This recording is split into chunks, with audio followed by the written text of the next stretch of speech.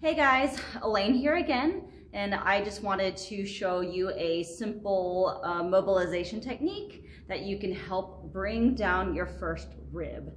Now, a lot of people don't realize is that your first rib actually comes up and above the clavicle or the collarbone, and then it attaches to the first thoracic spine junction, which is right below the big knobby part of your neck here. So first rib dysfunctions can get pretty nasty, and the reasons that they get elevated is when we shove our heads forward a lot. So whether it be hanging out in these postures all day, or the fact that when you go overhead, that quick kind of head shoving forward, or looking up when we're doing some kipping exercises, these are all potentials that elevates that first rib, and this mobilization technique actually helps bring that rib back down. Now, this is another exercise that you might want to try if you've kind of worked on mobilizing the neck, getting those shoulders back. You're still having a very pinpoint kind of aching pain right here. This is something that you can try. It's going to help set up for your back squat so that your arms can get into position. It's going to help set up for your jumping position so you can get those arms to come back, head nice and neutral, and especially with push-up positions, being able to kind of screw those hands into position, getting that chest nice and open, and that bringing that breastbone up. This is an exercise that can help potentially get you into those nice neutral postures. So it's all about, remember, we bring it back to the setup. So it's all about how you're starting this position and where to place the band.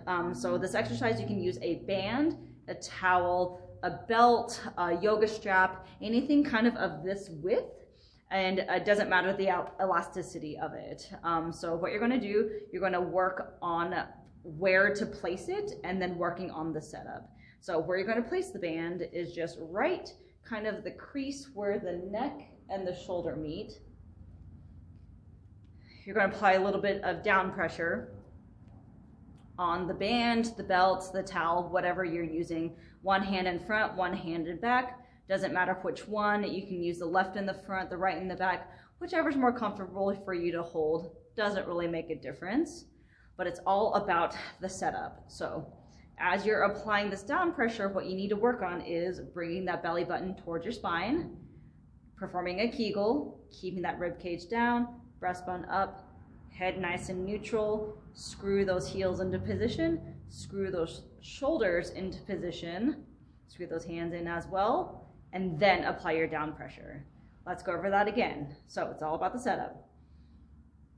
Belly button towards the spine, Kegel, rib cage down, breastbone up, head nice and neutral, screw those heels in, rotate those femurs into position, rotate those shoulders into position as well, apply your down pressure. And what you're going to do, you're going to keep the head in that nice neutral nod position. You're going to slowly tilt your head away from the band, just to the point of tension, and then back off the tension. Tension on, tension off, tension on, tension off. So you're going to do 10 times where you tilt away, and then you're going to go 10 times where you turn away. So just tension on, tension off, tension on, tension off. You don't need to come all the way back to neutral, because that's kind of a lot of movement going. You might get dizzy. So just tension on, tension off, tension on, tension off. Now, what this looks like from the side is, going to go over that setup. Belly button towards your spine, Kegel, rib cage down, breastbone up, head neutral, screw those heels in, screw the arms in, pull down, keep the head neutral, tilt away, tension on, tension off, tension on, tension off. You're going to go about 10 times, and then you're going to turn, tension on, tension off. What it looks like from the back side, same thing, it's all about the setup. Belly button towards the spine, Kegel, rib cage down, breastbone up, head neutral, screw the heels in, screw the shoulders back, pull down, keep the head neutral, tilt away, tension on, tension off, tension on, tension off, tension on, tension off, and then you're going to turn away. Now, with this mobilization technique, you can also move the neck towards as well if you feel like that is a hard position for you to go in. So you can go away and you can also go towards. Setup doesn't change.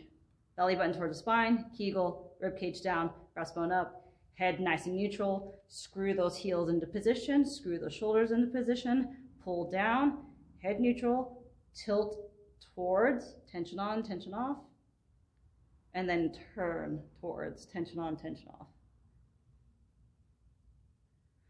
You can go, like I said before, either away or towards. I would prefer to go away first and then go towards.